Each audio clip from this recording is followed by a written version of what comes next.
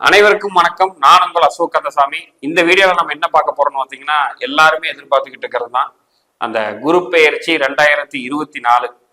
So already நம்ம 4 ராசிக்கு போட்டிருந்தோம். நிறைய ரெஸ்பான்ஸ் கொடுத்துருந்தீங்க. நடந்தது அப்படியே இருக்குன்னு சொல்லியிருந்தீங்க. ஸோ நம்ம என்னன்னா ஒரு வீடியோ கொடுத்தோம்னா அவ்வளோ தூரம் துல்லியமா எவ்வளோ தூரம் எக்ஸாக்டா உங்களுக்கு இருக்கணும், எந்த அளவுக்கு நீங்க வந்து அடுத்த கட்டத்துக்கு போய்க்கணும் அப்படிங்கிறதுக்காக எல்லாத்தையும் பார்த்து பார்த்து நம்ம பண்ணிட்டு இருக்கோம். இன்னைக்கு வந்து பேலன்ஸ் இருக்கக்கூடிய அனைத்து ராசிகளுக்கும் நம்ம பார்ப்போம். ஸோ ஏன் சார் இந்த குரு பயிற்சிக்கு மட்டும் இவ்வளவு தூரம் வந்து ஒரு எக்ஸ்பெக்டேஷன், எல்லாத்துக்கும் முடிஞ்சு சந்தோஷம் எப்படிப்பா இருக்கு அப்படின்னு கொஞ்சம் ரிலாக்ஸேஷன், எப்படி வந்து ஒரு மூவி பாக்குறீங்க, ஒரு விஷயங்கள், ஒரு சீரியஸ் பாக்குறீங்க, இப்போ போனஸ் வர வேலைக்கு போறவங்களுக்கு ஒரு போனஸ் கிடைக்கும் போது ரிலாக்ஸேஷன் மாதிரி இந்த குரு பயிற்சி பார்க்கும் போதே அவ்வளவு சந்தோஷம். நமக்கு என்ன நடக்க போகுது, நல்லா இருக்குமா அப்படின்னு. ஏன்னா ஏகப்பட்ட பயிற்சி இருக்கு, சனி பயிற்சி இருக்கு, ராகு பயிற்சி, அதெல்லாம் பயத்தோட பார்க்க வேண்டியதா இருக்கு. நான் பார்த்து நிறைய பேர் பார்த்தாலே பயமா இருக்குதுப்பா நம்ம உள்ள போறது அப்படிங்கிற மாதிரிலாம் சொல்லியிருக்காங்க. ஏன்னா ராகுக்கு எது நல்லது செய்ய மாட்டாங்க. ராகு ஃபினான்ஸுக்கு ஓகே, அது சனி பயிற்சி ஏகப்பட்ட வேலைகளை பார்த்துட்டு போயிடுவாப்புல. அதனால இருக்கிறதுலயே நல்லது பண்ணக்கூடியவர் குரு பகவான். அதே மாதிரி பணத்திலேயே பெரிய பணம் குரு. ஸோ அப்பேற்பட்ட குரு பகவான் என்னென்ன பண்ண போறாரு, ஒவ்வொரு ராசிக்கும் ஒவ்வொன்று பண்ணுவாரு. ஃபர்ஸ்ட் என்ன பண்ணுவாரு, கல்யாணம் ஆகாதவங்களுக்கு கல்யாணம். ஸோ இது ஃபர்ஸ்ட். ரெண்டாவது வந்து என்னங்க, நோயிலிருந்து குணம் ஆகுமா ஆகாதா, இல்ல வந்து என்னன்னா இவருடைய வாழ்க்கையில் இருக்கக்கூடிய கடன் அடைப்பாரா. ஏகப்பட்ட பேர் இப்ப கடனுக்காக வெயிட் பண்றவங்க தாங்க அதிகம். ஒரு சைட்ல கடன் வந்து அடைக்க முடியாம இருக்கிறவங்க, இன்னொரு சைடு நான் பேங்க் லோனுக்காக வெயிட் பண்றேன், வெளியில வந்து அதிகமான வட்டி இருக்கு அப்படின்னு நினைக்கிறவங்க. மெயின் நிறைய போன் கால் எனக்கு வந்து பிரசனம் மூலியமா வர்றது எல்லாமே பூர்வீக சொத்து கிடைக்குமா, பூர்வீக சொத்து பிரச்சனைகள் இருக்கு, பூர்வீகத்துல நான் இருக்கலாமா, ரெண்டாவது வந்து நான் வெளிநாடு போறதுக்கான வாய்ப்பு இருக்கா, வெளிநாட்டு பணம் வருமா, கவர்மெண்ட் ஜாப்ல இருக்கிறவங்களுக்கு ப்ரொமோஷன் கிடைக்குமா, அரசியல்ல அவங்களுக்கு இன்னைக்கு வெற்றி கிடைக்குமா, இனி வரக்கூடிய இதுல. இந்த மாதிரி ஒவ்வொரு இடத்துலயும் ஒரு சிலர் என்ன சார் கார் வாங்கணும் சார், எனக்கு இப்ப குரு பயிற்சி எனக்கு எப்படி சார் இருக்கு, இந்த பயிற்சியாவது கார் வாங்குவோனா ரொம்ப ஆசையா இருக்கு. ஒரு சிலர் பைக் வாங்குவோனா, ஒரு சிலர் வந்து என்னன்னா சார் நான் ரொம்ப நாளா வந்து ஃபாரின் போகணும்னு இருக்கேன், எனக்கு அங்க போய் படிக்கணும்னு இருக்க, படிப்பு மேல் படிப்பு படிக்க முடியுமா அப்படிங்கிறது அனைத்தும் இந்த குரு பயிற்சியில ஒவ்வொரு ராசிக்கு என்னென்ன இருக்குங்கிறத நம்ம கண்டிப்பாக பார்க்க போறோம். ஸோ முழுமையா பாருங்க. ஏன்னா ஆரம்பத்துல இருந்து நம்ம போன வருஷம் சொன்ன பலன்கள் எல்லாமே அவ்வளவு துல்லியமா அத்தனை பேர் கூப்பிட்டு சொல்லியிருந்தீங்க. அதனால ஸ்கிப் பண்ணாம முழுமையா பாருங்க. ஸோ இப்ப நம்ம பார்க்கக்கூடிய ராசி வந்து பாத்தீங்கன்னா விருச்சிக ராசி, காலபுருஷனுக்கு 8வது அதிபதி.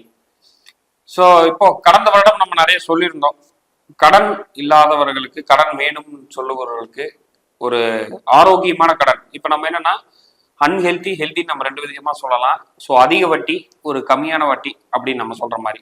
ஸோ அந்த மாதிரி ஒரு ஆரோக்கியமான கடன்கள் நிறைய கிடைச்சிருக்கும். ரெண்டாவது வந்து பாத்தீங்கன்னா அம்மாவுக்கு வந்து உடம்பு சரியில்லாமல், ரெண்டாவது ஹாஸ்பிட்டல் செலவு, குடும்பத்துல ஏதோ ஒருவருக்கு ஹாஸ்பிட்டல் செலவு சொல்லி கடந்த ஒரு வருடமாவே ரொம்ப துயரத்துக்கு ஹாஸ்பிட்டல் செலவு சார், கோர்ட்டு கேஸ் வழக்கு இதுல இருந்து பிரச்சனை ஒரு சைட்ல முடிஞ்சாலும் ஹாஸ்பிட்டல் செலவு ஒரு சைட்ல போயிட்டே இருந்துச்சு, ரொம்பவுமே இதா இருந்திருக்குது. அதே மாதிரி கல்யாணம் நடக்கிற மாதிரி வந்து நின்று போனது. ஸோ இந்த மாதிரி கடந்த ஒரு வருடமா விருச்சிகத்துக்கு, அதே மாதிரி வந்து பொதுவா எப்பொழுதுமே விருச்சிக ராசிக்கு தன்னுடைய பெயர்ல ஒருத்தர் களங்கப்படுத்திருக்குன்னு எப்பவுமே கூடயே நீங்களே சாப்பாடு போட்டு வளர்த்துவீங்க. அது கண்டிப்பாக இந்த கடந்த குரு பயிற்சியில அது நடந்திருக்கும். வழக்கம் போல வந்து என்னன்னா உங்களை ஒரு இடத்துல வந்து அசிங்கப்படுத்துறது, அவமானப்படுத்துறது, இந்த மாதிரியான வேலைகள்ல கண்டிப்பா செய்திருப்பார்கள். அதனால பெரும் மன உளைச்சலுக்கு ஆளாகுவீங்க. ஏன்னா பொதுவாவே 2 அடி அடிச்சா கூட சரி பரவாயில்ல நீதான் அடிச்சுட்டு போயிருவீங்க. ஒரு வார்த்தையால ஒன்று சொல்லிட்டா தாங்க முடியாது, அவமானப்படுத்துற 4 பேருக்கு முன்னாடி வச்சு பேசுறாங்க. ஸோ அதனாலதான் பெரும் மன உளைச்சலுக்கு ஆகக்கூடிய ஒரு நபரா விருச்சிக ராசி இருப்பீங்க. அதுலயும் குறிப்பா சொல்ல போனா செவ்வாய் உங்க ஜாதகத்துல மறைஞ்சிருந்ததுன்னா இது லைஃப் லாங் தொடரும். செவ்வாய் ஒரு நல்ல பொசிஷன்ல இருந்துச்சுன்னா கண்டிப்பாக நீங்க வந்து என்னன்னா தற்காலிகத்துக்கான பலன் மட்டுமே அது.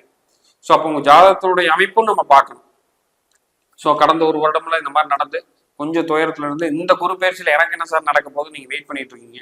முதல் விஷயம், கல்யாணம் நடக்காதவர்களுக்கு கண்டிப்பாக கல்யாணம் நடக்கும், உங்களோட ஜாதகத்தில் செவ்வாய் நல்லா இருந்தால். ஸோ கல்யாண அமைப்பு முதல்ல வந்துருச்சு, குரு பலன் வந்துருச்சு, அதுல வந்து எந்த ஒரு மாற்று கருத்தும் கிடையாது. ஸோ யாருக்கெல்லாம் போன வாட்டி நடக்க போய் நின்றுச்சோ, யாருக்கெல்லாம் வந்து பாத்தீங்கன்னா பார்த்துக்கிட்டே இருக்க கிளிக் ஆக முடியாதோ, இந்த அடுத்த வரக்கூடிய மே மாதம் இந்த குரு பயிற்சி 2024 அடுத்த ஒரு வருடம் உங்களுக்கு கல்யாண யோகம் உண்டு, கண்டிப்பாக கல்யாணம் நடக்கும். ரெண்டாவது சார், வேலையில யாரெல்லாம் எரிஞ்செறிஞ்சு இருந்தாங்க சார், எனக்கு இந்த ஹெச்ஆருக்காக சார், எனக்கு அந்த மேல் அதிகாரிக்கு ஆகாது, எனக்கு அவனுக்கு எப்ப பாரு பிரச்சனை இல்லை, கிளைண்ட் கஸ்டமர் பிசினஸ் பண்றவங்களுக்கு எதிர்நபர்கள், உங்களுடைய எதிர்நபர்கள் யாரா வேணா இருக்கலாம், நீங்க பிசினஸ் பண்ணலாம், ஜாப்ல இருக்கலாம், எல்லாரும் ஒரு நல்ல மனநிலையில அடுத்த ஒரு வருடம் உங்க கூட இருப்பாங்க. யாருக்கெல்லாம் வந்து பார்ட்னர் நான் பண்ணிட்டு பிசினஸ் பிரிஞ்சு போயிடலாம்னு நினைக்கிறீங்க, இல்ல அப்படியே வந்து இவனை வச்சுட்டு கொண்டு போறதா, இல்ல என்ன பண்ணலாம்னு நினைக்கிறவங்கள தாராளமாக நீங்க இனிமேல் கொண்டு போகலாம். அவர் பிரச்சனை பண்ண மாட்டாரு, உங்களுக்கு லாபம் மட்டுமே நடக்கும். ஸோ இப்போ நம்ம பேசிட்டே இருக்கும்போது ஒரு சின்ன உதாரணம் என்னன்னா, ஒரு நபர் வந்து ஜாதகத்தை வந்து காமிச்சாரு, 2 ஜாதகத்தோட கூட்டு விளைவு. ஸோ இவருடைய ஜாதகத்தை நான் வந்து பண்ணலாமா, வச்சு பண்ணலாமா? ஏன் இதை சொல்றேன்னா, சேம் விருச்சிக ராசி தான் அவர் கேட்குறாரு என்கிட்ட, நான் வந்து இவர்கிட்ட பார்ட்னர் பண்ண போறேன், இவரோட ஜாதகம் என் ஜாதகம் மேட்சா இருக்கா, ஏதாவது சண்டை கிட்ட வந்து பிரிஞ்சிருவோமான்னு பாருங்க, எனக்கு கடைசியில் பிரச்சனையான்னு பாருங்க. அப்போ நம்ம 2 பேர்த்தோட ஜாதகத்தை வச்சு பார்க்குறோம். அவருக்கு விருச்சிகத்துல ராகு, சரிங்களா, இவருக்கு விருச்சிகத்துல சந்திரன், அப்பதான் அது ராசி ஆகும். ஸோ முதல்ல என்னன்னா, நான் எடுத்தோன்னே கேட்டேன், பிசினஸ் ஐடியா அவர் உங்ககிட்ட சொன்னாரா அப்படின்னு கேட்டேன். ஆமா சார், அவர் தான் சார் சொன்னாரு. நீங்க எவ்வளவு இருந்தீங்க சார்? நான் இந்த மாதிரி 2 ஸ்டோர் வச்சிருக்கேன் சார், அது போயிட்டு இருக்கு அப்படின்னு. நல்லா லாபமா இருக்கா அப்படின்னு. ஆமா சார். ஓகே, இதுக்கப்புறம் நீங்க அவரை சேர்த்துனீங்க நஷ்டம் தான். ஏன்னா இவரோட குரு இருக்கிற இடத்துல அவருக்கு கேது. அப்ப இவருக்கு ரிஷபத்துல குரு, அவருக்கு அங்க கேது. அப்ப என்னன்னா, இவர் மூலியமா நீங்கள் போனீங்கனால் கண்டிப்பாக நஷ்டமடைவீர்கள். இது ஏன் அவர் வராரு? ஏன்னா இப்ப குரு பயிற்சி வருது, அவர் நஷ்டமடைய கூடாதுன்னு முன்னாடியே வந்து பாக்குறாரு. இது பார்த்து ஒரு 15 நாள் கிட்ட இருக்கும். இல்லைன்னா வைங்களேன், அவர் கண்டிப்பா போய் நஷ்டமடைஞ்சிருவார். இப்ப 7ல குரு வரங்காட்டி நல்ல நபர்களை தேடி அவர் தொழில் செய்வார். இப்ப அதனாலதான் நான் சொல்ல வரேன், விருச்சிக ராசி எக்ஸாக்டா ஏன் பார்ட்னர்ஷிப் சொன்னோம்னா, நம்ம ரீசெண்டா பார்த்தது எல்லாமே இந்த பிசினஸ்ல இல்ல எதிர்நபர், அந்த ஆபீஸ்ல வேலை செய்யறவங்க, இந்த மாதிரியான பிரச்சனைகள் கொஞ்சம் நிறைய அவங்க வந்து செய்தாங்க. 2வது வந்து மாமனார் மாமியாருக்குள்ள சண்டை வர்றது, இந்த மாதிரியான பிரச்சனைகள் எல்லாம் கொஞ்சம் தீரும். இல்லைன்னா அடுத்த ஒரு வருடம் ரொம்பவே நல்லா நன்மையாக இருக்கக்கூடிய ஆண்டுகளாக தான் இருக்கு. ஸோ ஓவராலா விருச்சிக ராசி பார்வை. ஸோ மாமனார் மாமியாருக்குள்ள வரக்கூடிய சண்டைகள் வந்து பாத்தீங்கன்னா ரொம்பவுமே பெருசா வந்து பாதிப்புகள் இருக்காது. ஸோ இதுக்கப்புறம் என்ன சார் வந்து இருக்க போகுது? இப்போ உங்களுடைய 7ஆம் பாவத்துல இருந்து நேரம் 5ஆம் பாவமும் உங்களுடைய 11ஆம் பாவத்து பக்கம், அப்போ தொழிலில் லாபம் அதிகமாக போகுது. ப்ரொமோஷன், யாருக்கெல்லாம் வந்து பாத்தீங்கன்னா ப்ரொமோஷனுக்காக வெயிட் பண்ணிட்டு இருந்தீங்களோ, பிசினஸ்ல ப்ரொமோஷன் வரப்போகுது. அதாவது ஜாப்ல, பிசினஸ்ல அடுத்தடுத்த ப்ராஜெக்ட்குள்ள போவீங்க. ஏன்னா அங்கிருந்து 5ஆம் பார்வையை நேரம் தனுசு பார்ப்பாரு. தனுசை பார்க்கும்போது என்ன, அது உங்களுக்கு 11ஆம் பாவம். 11ஆம் பாவத்துல குரு பார்க்கும்போது பொருளாதாரத்தை எச்சு பண்ணுவாப்ல. ஓகே சார், பொருளாதாரத்தை எச்சு பண்றாரு, வேற இந்த மாதிரியான வீடு கட்டலாமா, வீடு வாங்கலாமா, இந்த மாதிரி இருக்கிறவங்களுக்கு எல்லாருமே ரொம்ப ஒரு அற்புதமான டைம், காலகட்டமே நம்ம சொல்லலாம். ஏன்னா உங்களுடைய ஜாதகத்தில் 7ல் குரு, அங்கிருந்து 5, 9 பார்வையாக அழகாக உங்களுடைய வாழ்க்கையில் உங்களுடைய லக்கணத்தையும் ராசியுமே அவர் பார்ப்பார். அப்ப என்ன, உங்களுக்கு சமூகத்தில் மரியாதை கிடைக்கும், அந்தஸ்து கிடைக்கும், லாபம் உயரும். அடுத்த ஒரு ஆண்டுங்க சிம்பிளா சொல்ல போனா ஒரு ராஜயோகமான அமைப்பு விருச்சிக ராசிக்கு இருக்க போகிறது. நான் முதல்ல சொன்ன விதியை மறந்துடாதீங்க, செவ்வாய் உங்க ஜாதகத்தில் மறைந்து இருக்க கூடாது, மெயினா 8ல் இருக்கக்கூடாது. இது மட்டும் இல்லை அப்படின்னாலே அட்டகாசமான வருஷம் தான் வரக்கூடிய வருஷம்.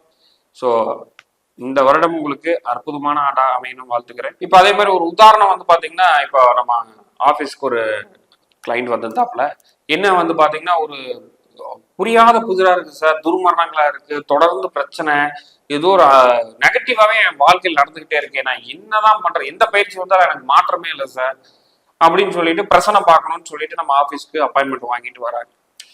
ஸோ அப்போ நம்ம வந்து என்னன்னா, மெயின் வந்து என்னன்னா, ஒரு லேண்ட் வாங்கி போட்டிருக்காரு, நிலம் வீடு கட்டலான்னு. கிட்டத்தட்ட 6-7 வருஷம் ஆயிடுச்சுங்க. கிட்டத்தட்ட அவரால் கட்டவே முடியல. அவரும் வந்து அங்க போறாரு, இங்க கையில பணம் வருது, அங்க கட்டலாம்னா வேற ஏதாவது செலவாயிடுது. வீடே என்னால கட்ட முடியாதா, என் வாழ்க்கையே இப்படியே போயிருமா, இல்லை யாரோ முன்னோர்கள் செஞ்ச பாவத்துக்கு நான் ஏன் கஷ்டப்படுறேன்னா, அதுக்கு ஏதாவது பரிகாரம் இருக்கா, ஏதாவது பாக்குறதுக்கு தான் பிரசனம் பார்க்கணும்னு அப்பாயின்மெண்ட் எடுத்து வராங்க. நம்ம பிரசனம் போட்டோன்னே தெளிவா சொல்லிச்சுங்க, நீங்க இருக்கிற இடம் வாஸ்து கோளாறு, வாஸ்து பிரச்சனை, வடக்கும் கிழக்கும் மூடப்பட்டு இருந்து அந்த இடத்துல வந்து பாத்தீங்கன்னா ஒரு மனிதர்னால, ஒரு ஆண்மகனால, அவருக்கு வந்து பாத்தீங்கன்னா 2 பெண் குழந்தைகள். ஏன்னா வடகிழக்கு மூடப்பட்டு ஒரு வீட்டில் ஆண் குழந்தை இருந்தால் ஆண் குழந்தை பாதிக்கப்பட்டு இருக்கும், அப்படி இல்லைன்னா ஆண் குழந்தை இருக்காது. நம்ம சொன்னோம் இந்த மாதிரி, உடனே சார் வாஸ்து பிரச்சனை இருக்கு, அதை ரெடி செஞ்சா அடுத்த 1 மாசத்துலயே நீங்க வீடு கட்ட ஆரம்பிச்சிருவீங்க, முதல்ல அதை நீங்க ரெடி செய்யணும். சார் நான் இருக்கிறது வாடகை வீடு தான் சார். வாடகை வீட்டுக்கும் வாஸ்து உண்டு, நீங்க எந்த வீட்டில் குடியிருக்கிறீங்களோ அந்த வீட்டுக்கு வாஸ்து இருக்கு. அப்ப நம்ம என்ன சார் பண்றது? உடனடியா வாஸ்து பார்த்து சரி செய்யணும் சார்னா, அவருக்கு இப்பொழுது வந்து பாத்தீங்கன்னா குரு, அவர் மேசராசி, அவருடைய இதுல வந்து பாத்தீங்கன்னா குரு வந்து ராசியிலேயே இருக்கு, ஜென்ம ராசியில. ஸோ அவருக்கு ஒரு நல்ல டைம் கிடைச்சிருக்கு. அதை பார்த்து சரி சரி நம்ம அவரோட வீட்டுக்கு போறோம். அதே மாதிரி வந்து பாத்தீங்கன்னா ஈசானிய மூலையில படிக்கட்டு வச்சு மேலே ஏத்திருக்காங்க. கிழக்கு மூடப்பட்டிருக்கு, கிழக்கு வாசல், புரியுதுங்களா? அதே மாதிரி வடக்குல வந்து பாத்தீங்கன்னா ஜன்னலே இல்லை, ஒரே ஒரு ஜன்னல் பூட்டியே இருக்கு. நம்ம சொன்னோம் கண்டிப்பா பண லாசம் இருக்கும் பிசினஸ்ல. வேலைக்கு போயிட்டு இருந்தோம் சார், வேலையில இருந்து இருக்கிற வரைக்கும் அங்க பிரச்சனை, அதுக்கப்புறம் பிசினஸ் பண்ண அதுல ஒரு சர்டைன் லேக்ஸ் லாஸ்.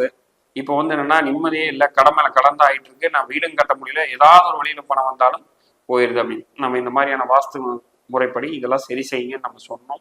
அதே மாதிரி சரி செஞ்ச அடுத்த ஒரு மாதத்தில் அவர் வீடு கட்ட துவங்கினார். அந்த வீடு கட்டுறதுக்கும் நம்ம வாஸ்து போட்டு கொடுத்தோம். நிறைய பேர் நினைச்சுக்கிறீங்க புது வீடு கட்டும் போதுதான் வாஸ்து பார்க்கணும், அப்படிலாம் கிடையாது. நீங்க இருக்கிற வீட்டுக்கே வாஸ்து, சரியான வாஸ்து அமைப்புல இருக்கிறவர்களுக்கு ஒருவருக்கு பிரச்சனையே வராது.